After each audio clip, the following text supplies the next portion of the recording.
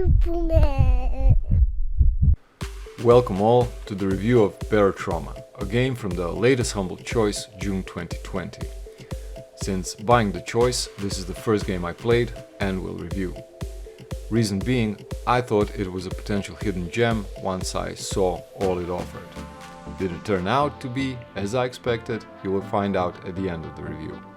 What I will mention at start is that when Humble Choice first came, the three games they showed in focus were Superland, Grid and Hellblade. But 3 days later, Barotrauma replaced Hellblade. Go figure. So, let's start with the worst of Barotrauma. Barotrauma graphics. In short, they're bad. But take it with a grain of salt. What I mean by bad is that developers used shortcuts in order to help focus on core mechanics. This means that in Barotrauma you will not see hand-drawn animations.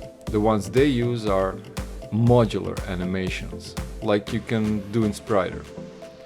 This of course means all character moves look retarded, as they are skeleton based. Also, the quality of the artwork is not AAA, but the gritty Russian feel to the sprites gives off a stalkery vibe, so all is not lost. And also, the graphics are functional. You can distinguish a man from a monster, and you can see a wall from a rock. But be aware, if graphics are of most import to you, Barotrauma is not a game you will like. Unless, well, you can add your own graphics to the game. Now, what you will like is what is great in Barotrauma, the game mechanics. Though at start it might seem just like a weird looking Terraria-style base management game, it is actually much more. In Barotrauma, you are in charge of a submarine in the oceans of Europa. The gameplay is basically a mix of FTL and Dark Hunt. What do I mean by it? Well, the world is like in FTL, just a map of locations. You move by picking a location and choosing objectives for the transition. The locations, in essence, are places where you resupply and can save your game, hire crew and similar. Basically, save spots. Most of the gameplay happens between those save spots. When you're moving from location to location, you're traversing a randomly generated map with random spawns, and you must maintain your submarine until reaching the goal. The game mechanics that support this are quite extensive. Beyond simply fighting off creatures of the ocean that consider you a big meal, you must manage power, navigation, crew health, leaks, equipment failures, and more. In short, everything that makes a submarine work you have in Barotrauma, and you have to handle it. And here we come to the so-so part, handling it alone in single player. It is hard. The learning curve in Barotrauma is very steep, and at start, death is the most common thing in the world. To avoid it, and you will not, do go through all the tutorials that are there. They will explain how all the classes in the game work, which is a must to know. In single player, you will, at some point, have to control each member of your crew to optimize your chances of survival. But again, with the steep curve, even if you go through all the tutorials, at start, be ready to die a lot. So, what classes do we have? Well, there's the captain. He is basically a glorified pilot that can shout orders, but in essence, this class stares at the radar trying to move the submarine to destination while compensating for extreme delay and drag of controls. Not the most exciting role, but it is a crucial one. Also, there is a mechanic. He is a poor guy that runs around trying to keep the water out and machines working. His tools are the welder and wrench, and playing him while being under attack, it's quite an alien-esque experience. The third one is the engineer.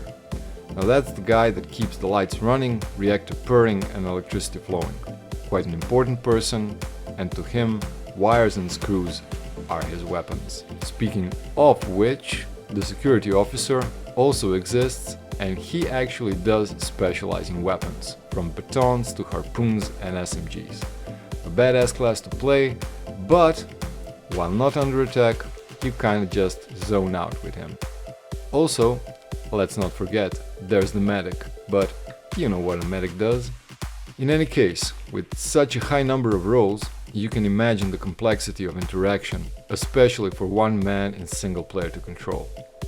And keeping that in mind, while you can coast on easier missions with the AI doing its job, it's a bit of a mess when things become hectic.